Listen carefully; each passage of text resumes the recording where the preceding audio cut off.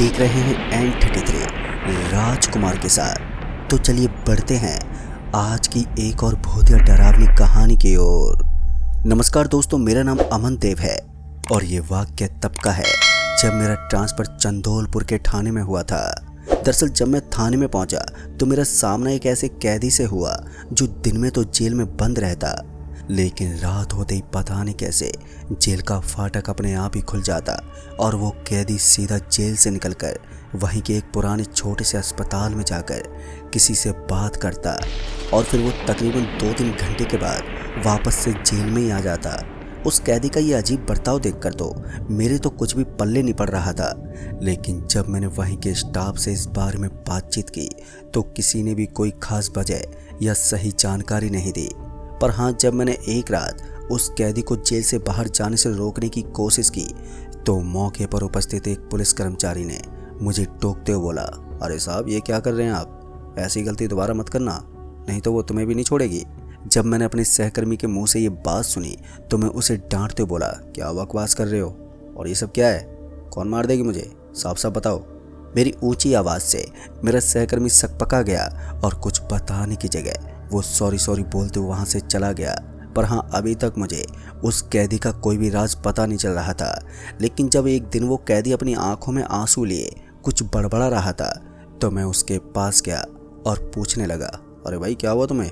और हाँ, तुम रात को उस अस्पताल में क्यों चले जाते हो? और ये जेल का फाटक अपने आप ही कैसे खुल जाता है? अभी मैं इससे आगे कुछ और कहता कि उसने एक गंभीर आवाज़ में कहा, साहब मैं नहीं, वो खोलती है फाटक और वो ही मुझे अस्पताल में ले जाती है। इतना कहकर वो कैदी चुप हो गया। पर हाँ, मुझे उस कैदी की बातों से इतना तो अंदाज़ा हो ही गया था कि ज़रूर ये कोई ऊपरी मामला है, वरना भला ऐसी हरकतें कोई क्यों करेगा। तभी मैंने अपने सहकर्मी को आवाज़ दी और 2 कप चाय और नमकीन लाने के लिए बोला। और जब चाय आ गई तो एक चुस्की लेते हुए मैंने उस कैदी से फिर से बोला, अच्छा ये बताओ, तुम यहाँ जेल में कैसे फंस गए? कुछ हुआ है क्या तुम्हारे साथ? अगर तुम मुझे सब कुछ सच सच बता दोगे तो हो सकता है कि मैं तुम्हारी कुछ मदद कर दूं। मेरी इतनी सी बात सुनते ही उस कैदी ने पहले तो मुझे एक टक घूरा और फिर चाय में एक घूंट भरने के बाद जाकर आंखों में भरे आंसू के साथ बोला, साहब मेरा नाम बलबीर है और मैं सिरसोई का रहने वाला हूँ। मेरी ये दशा तब शुरू हुई जब मैंने यहीं चंदौलपुर के एक छोटे से अस्पताल में रात को चौकीदार का काम पकड़ लिया था। और इसके बाद उस कैदी ने अपनी पूरी घटना का जिक्र करते हुए आगे बताया कि लोग कहते थे कि वो एक भूतिया अस्पताल है। पहले तो मैंने इन बातों पर ध्यान नहीं दिया। मैंने सोचा कि ये सब बकवास अफवाहें होंगी। मुझे सिर्फ नाइट शिफ्ट करनी थी, लेकिन उस अस्पताल की खामोशी में एक अजीब सा सन्नाटा पसरा रहता था। पहले कुछ दिन तो मेरे सामान्य रहे, लेकिन फिर वहाँ पर अजीब घटनाएं होना शुरू हो गई। फिर एक रात जब मैं अपनी डेस्क पर बैठा था तो मुझे दूर से किसी के कदमों की आवाज़ सुनाई दी। दरअसल मैंने सोचा कि शायद कोई और स्टाफ होगा, लेकिन जब उस ओर देखा तो वहाँ पर कोई नहीं था। बस कदमों की ही आवाज़ धीरे धीरे पास आती जा रही थी। जैसे जैसे वो आवाज़ पास आई तो मुझे लगा कि कोई मेरे पीछे खड़ा है। मैंने जल्दी से पीछे मुड़कर देखा तो वहाँ पर कोई भी नहीं था। फिर उसके बाद अक्सर मुझे ऐसा लगता जैसे कि कोई मेरी नज़रों से बचकर मुझे देख रहा है। मैं जिस भी कमरे में जाता वहाँ की लाइट्स अपने आप ही बंद और चालू होने लगती। पर एक रात मैंने सुना कि एक बेड को खींचने की आवाज़ आ रही है। पर जब मैंने वहाँ पर जाकर देखा तो वहाँ पर कुछ भी नहीं था। ये अनुभव इतना डरावना था कि मैं पसीने से तरबतर हो गया। फिर एक रात जब मैं गार्ड रूम में बैठा हुआ था तो मैंने अस्पताल के सबसे पुराने वार्ड से किसी महिला की चीखने की आवाज़ सुनी थी। मैं हिम्मत जुटाकर उस वार्ड की तरफ गया तो वहाँ की एक बेड पर कोई आकृति बैठी हुई थी जो कुछ ही देर में धीरे धीरे गायब हो गई। अब ये सब देखकर मेरी तो रूह फिर से कपकपा गई। लिहाजा मैं तुरंत ही वहाँ से भागा और अपनी नौकरी छोड़ने का फैसला कर लिया। फिर अगले दिन मैंने अपने बॉस को इस्तीफ़ा दे दिया और वहाँ से निकलते वक्त एक अनुभवी कर्मचारी ने मुझसे कहा, तुमने अच्छा किया जो अब जा रहे हो। यहाँ कोई लंबे समय तक नहीं टिकता है और जो भी यहाँ पर रहा उसने वही देखा जो तुमने देखा है। फिर उसके बाद जब मैं अस्पताल से नौकरी छोड़कर घर वापस आ गया तो मैंने सोचा था कि अब सब कुछ सामान्य हो जाएगा, क्योंकि अस्पताल में बिताए डरावने दिनों को मैं पीछे छोड़ चुका था। लेकिन असल में मेरी मुसीबतें अभी शुरू होने वाली थी। उस रात जब मैं अपने बिस्तर पर लेटा हुआ था तब भी मुझे असहज महसूस हो रहा था। कमरे में एक अजीब सी ठंडक थी, जैसे किसी अदृश्य शक्ति की उपस्थिति हो। मैंने इसे थकान समझकर अनदेखा कर दिया और मैं सोने की कोशिश करने लगा।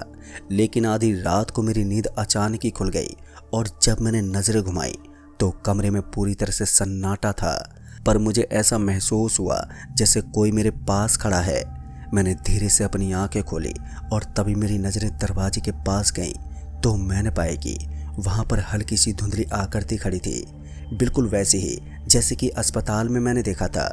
मेरी सांसें एकदम से थम गई क्योंकि वो आकृति धीरे धीरे मेरी ओर बढ़ रही थी। मैंने डर के मारे अपनी आंखें फिर से बंद कर ली और सोचने लगा कि ये सब मेरा वहम है।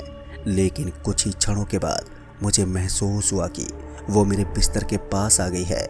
फिर अचानक ही मुझे किसी ने छुआ और उस स्पर्श ने मुझे कपकपा दिया। मैं हिम्मत जुटाकर आंखें खोलने की कोशिश करने लगा, पर मेरी आंखें जैसे जम सी गई थी। तभी मुझे एक आवाज़ सुनाई दी, धीमी और डरावनी, कि तुम मुझसे बच नहीं सकते। पर उस वक्त मैं बुरी तरह से डर गया था। किसी तरह मैंने हिम्मत कर अपनी आंखें खोल दी तो मैंने देखा कि कमरे में अब कोई भी नहीं था। पसीने से तरबतर मैं बिस्तर से जल्दी से उठा और लाइट जलाई तो सच में सब कुछ नॉर्मल था। फिर मैंने सोचा शायद ये सब मेरा एक बुरा सपना था, लेकिन फिर कुछ ही देर में मुझे एहसास हुआ कि ये सब असल में हो रहा था। पर मैं इन सब चीज़ों को नज़रअंदाज कर खुद को व्यस्त रखने की कोशिश करने लगा। लेकिन वो आकृति फिर से मुझे दिखने लगी, कभी शीशे में तो कभी कोने में तो कभी दरवाजे के पास खड़ी हुई होती। वो हर जगह पर होती थी, जैसे कि वो मेरी ज़िंदगी का एक हिस्सा बन गई थी। दिन रात उसका चेहरा मेरी आंखों के सामने मंडराता ही रहता है। फिर ऐसे एक रोज जब मैं सो रहा था कि तभी किसी ने मेरे कान में कुछ फुसफुसाया। जब मैंने इधर उधर देखा तो मैं अपने कमरे में नहीं था, और जब मैंने ध्यान से देखा तो मैं उसी पुराने भूतिया अस्पताल के अंदर खड़ा था जहां मैं कभी नौकरी करता था। ये समझना मुश्किल था कि मैं यहाँ पर कैसे पहुँच गया था, लेकिन अस्पताल की सड़ी गली दीवारों और पुराने उपकरणों की गंध से मैं तुरंत पहचान गया कि ये तो वही जगह है। मैंने घबरा कर बाहर निकलने की भी कोशिश की, लेकिन अस्पताल के हर दरवाजे बंद थे। तभी मुझे पीछे से एक डरावनी और धीमी आवाज़ सुनाई दी, तुम्हें यहाँ से जाने के लिए कुछ करना होगा, बस एक गड्ढा खोदो। उस धीमी आवाज़ को सुनते ही मैं बुरी तरह से कांपने लग गया, लेकिन मेरी आंखें जैसे खुद पे खुद उस आवाज़ के सोर्स को ढूंढने में लग गईं। फिर मैंने देखा कि वही धुंधली आकृति फिर से मेरे सामने खड़ी थी। वो एक औरत थी जो पहले भी मुझे कई बार दिख चुकी थी। उसने धीरे से मेरे पास आकर इशारा किया कि मैं अस्पताल के कोने में जाऊं, पर मेरे पैर जैसे खुद पे खुद उसकी बात मानने लगे थे। वो मुझे एक कमरे में ले गई जहां ज़मीन पर एक जगह साफ दिख रही थी, मानो उसे खोदने के लिए पहले से ही तैयार किया गया हो। वहाँ कुछ औजार भी रखे हुए थे, एक फावड़ा और एक कुदाल। उस जगह पर पहुँचते उस महिला ने फिर से वही कहा, खोदो इस गड्ढे को। साहब, तभी मैंने हिचकिचाते हुए वो फावड़ा उठाया और खुदाई शुरू कर दी। जैसे जैसे गड्ढा गहरा होता गया कि मुझे एक अजीब सी बेचैनी महसूस होने लगी। मेरी हथेलियों से खून बहने लगा, लेकिन मैं इतने दर्द में भी नहीं रुका क्योंकि वो औरत लगातार मेरे पीछे खड़ी हुई थी।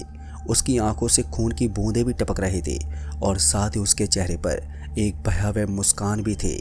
जैसे जैसे मैं और गहराई में खोदता गया कि तभी मिट्टी के साथ कुछ सख्त चीज़ें उभरने लगी। पहले मुझे लगा कि ये सिर्फ पत्थर होगा, पर जब मैंने और खुदाई की तो मुझे एक इंसानी कंकाल दिखा। उस कंकाल पर पुराने सड़े गले कपड़े थे और उसकी उंगलियों में एक अंगूठी थी जो अजीब तरह से चमक रही थी। तभी वो औरत अचानक से बुरी तरह से चीखने लगी और कहने लगी, ये मैं हूँ, मुझे यहीं पर दफनाया गया था और अब मैं बाहर आना चाहती हूँ। उसकी इस बात से मैं बुरी तरह से घबरा गया और मेरे हाथ से वो फावड़ा छूट गया और मैं पीछे हटने लगा।